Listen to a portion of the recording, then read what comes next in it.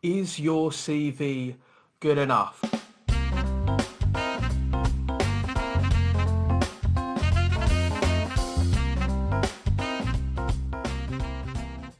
What's up, guys? Mike from Job Ready English. Welcome back. So what are we going to talk about today? We're going to talk about three things. Number one, what makes a bad CV. Number two, how to make your CV awesome. And number three, some free tools to get the job done. If you like this video, comment, share, throw down some questions, and I'll be sure to get round and answer them. So what I want to talk to you about today is a question that they're asked me a lot. One of the first things that a student or a professional will say to me is, "Hey Mike, can I show you my CV?" And I always think, well, I mean, I guess so, but there's so many different, not types of CVs, but your CV is really tailored to the job that you're going for. It's a custom document. It's like saying to somebody, "Hey Mike, can you check this email that I'm writing?" First thing I'm probably going to ask, or anyone would ask, is say, well, who are you sending the email to? Are you sending it to your mum, to your employer? Are you sending it to your son? So it's always about thinking about the context of the communication. So let's just run through some rules. By the way, if you're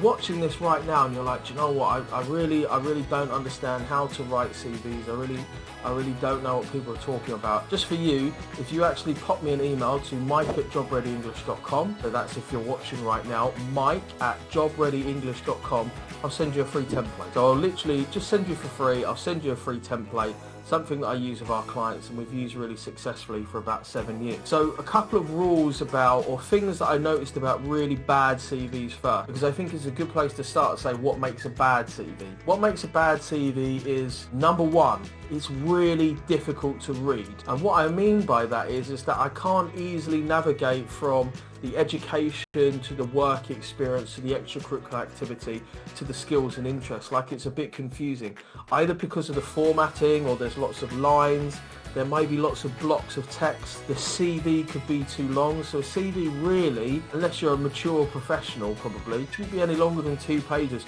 Personally, my CV wouldn't be longer than 2 pages. I mean, I wouldn't send anyone my CV, but it wouldn't be any longer than 2 pages because I try to keep it as short as possible. Another thing that I noticed with bad CVs, in fact, I had somebody, a fine arts student, ask me this just the other day. They said, "Oh, well, can I design my CV? Can I make it into like a really cool design that will stand out?" The chances are no. The reason being is, imagine that you're reading as normal. So in the English speaking world, we read from left to right. So the sentence starts on the left and it ends on the right. However, if you started to read Arabic, then you'd read from right to left. If you were reading Kanji or Hanzi, then you'd read from up to down. So these are different ways of reading. Now, if all of a sudden I opened the book and the words were from right to left, I'd be so confused, because I'd sit there and think, I don't understand. I mean, it's not in Arabic, but it's in English, but it's from right to left, and I don't understand how I'm meant to read this. Imagine that's the same with a design CV. People are so used to seeing the same thing, which is the name, the address, the phone number, the education, the work experience, So when you format something maybe in multiple columns, or design might be really pretty, but actually, and speaking both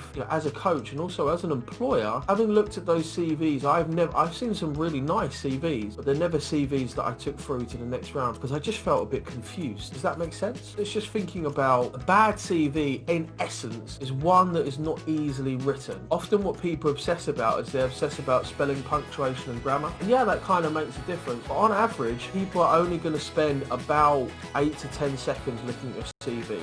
I can tell you all an employer is going to look at, if it even makes it, because nowadays I'd say 97% of large companies use application tracking systems which use some form of artificial intelligence keyword searching, some form of algorithm, which we're going to talk about a little bit in how to make a good CV and free tools to get the job done. The point of the matter is that a little bit of SPG really doesn't make a difference. It doesn't have to be perfect, but I need to be able to read it. If a CV comes in, I've got 10 seconds and I'm just going to go, where are you? Have you got the grades I require? What's your experience or your skills like? They're the 3 things that an employer is always going to go for: location, grade, skills. If I can't identify that, I'm just going to go next. I'm not going to look at the design. And the truth is, a lot of times when people spend a lot of time obsessing about design, it's because they're not spending enough time, or they're scared to just sell themselves and who they are. I've seen some super bad CVs, but actually they got the job done because they communicated where you are and whether you had the skills and experience required that I needed for that particular job. Don't obsess about design.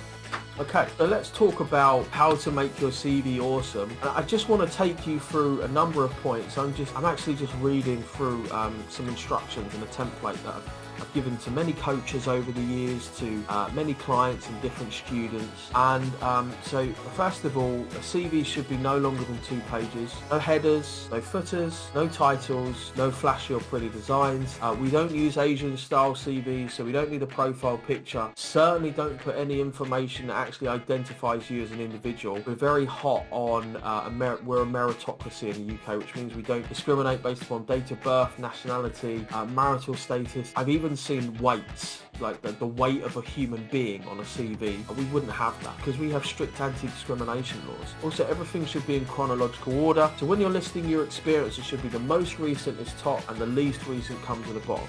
So let's just go through a couple of do's and don'ts. First thing is name. Now, you may have a name that's difficult to pronounce. My last name is pronounced Mutia. A lot of people, or if you're in Sri Lanka, they pronounce it Mutaya. But a lot of people just butcher my name. They're like Matia, Mutai. They just don't know how to pronounce it. So I always have that kind of thought in my mind, and you might relate to this when you think, should I explain it to you or just... Do you know, I don't care. Fine. Yeah, that's how I pronounce my name. Now, I do know sometimes there may be some people who just for some reason, just it's hard, they just pass someone over because they can't pronounce their name. Sounds silly and it's wrong, but it happens. What I'd say is if you can just give yourself a simple nickname, that's always benefit to do. Contact details, just do the town and postcode only. You don't need an address because I'm not going to send you a physical address. Physical mail. Even when I send you the contract, it's going to be through email anyway. And just make sure that your Gmail is appropriate. And also, when you give a number, it needs to be a UK phone number. Sometimes I see CVs and they'll have like +63, +97, +82, and I just think, what's the point in that? Instantly, I'm just going to go no.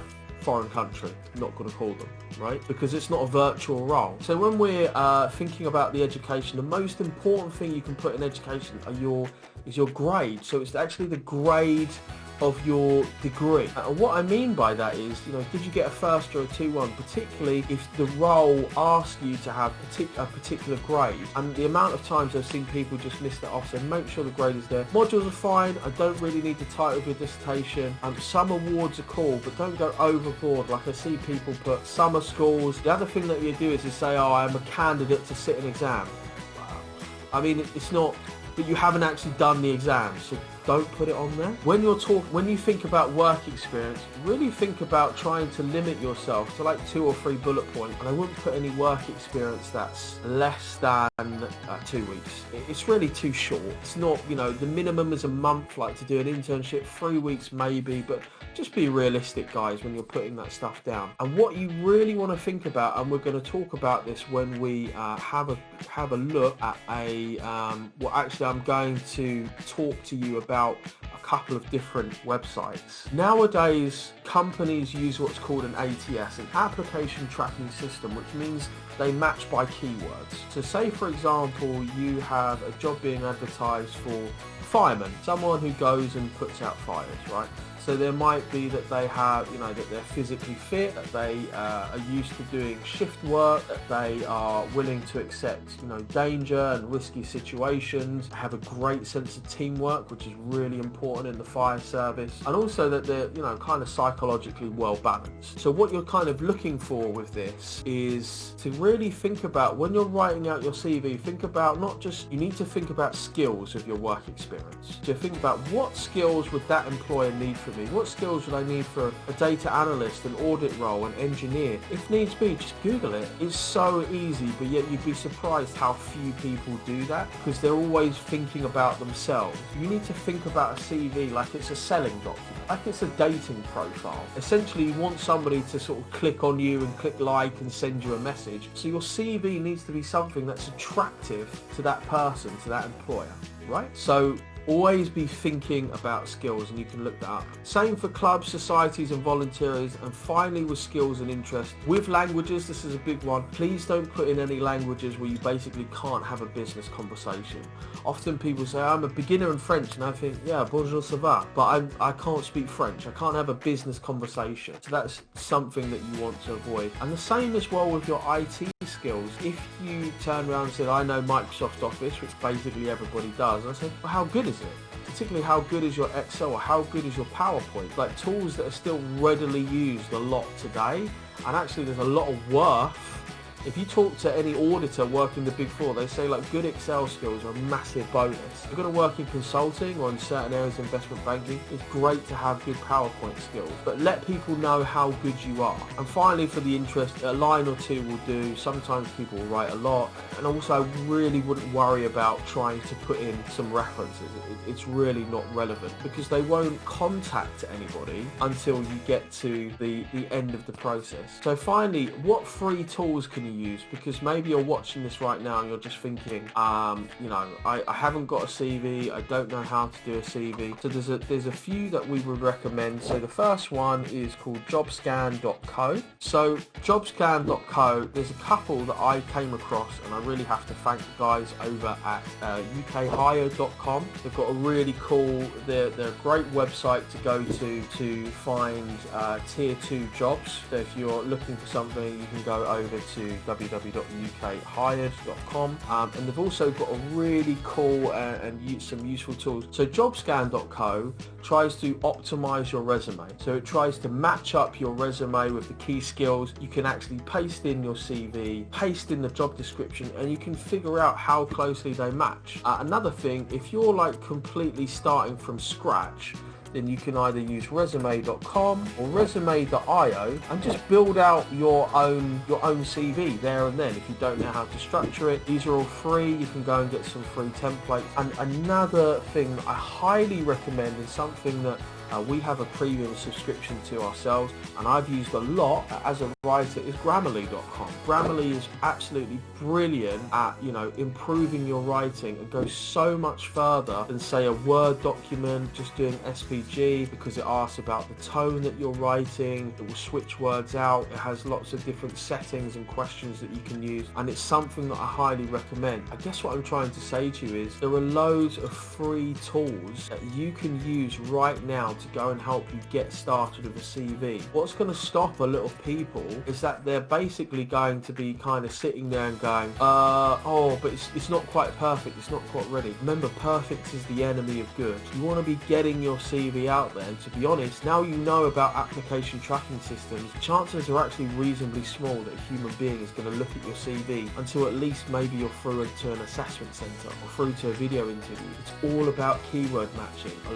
lot of it is done on computer and a lot of it is automated. It's certainly been a massive change over the past 5 years, and using something like jobscan.co is going to be a really massive thing for you to do and to understand. And of course, if you're really worried about your CV, go and get somebody to professionally edit it for you. I mean, you could literally go onto something like fiverr.com and you could probably pay somebody £10 or £20 and say, look, could you proofread my CV? I want it to, and I'm talking about somebody who's a human resources professional. Personally, that's what I would do. If I say, for example, I was going to have a CV written up in Mandarin Chinese, I wouldn't sit there and spend hours and hours and hours trying to figure out how to do it myself. I'd literally just go, how can I find somebody to do this for me to make it easier? So really think about who can I find to do this, rather than how can I do this myself. A lot of people get caught up in thinking, how can I do this myself? Probably you can. No one's saying that you're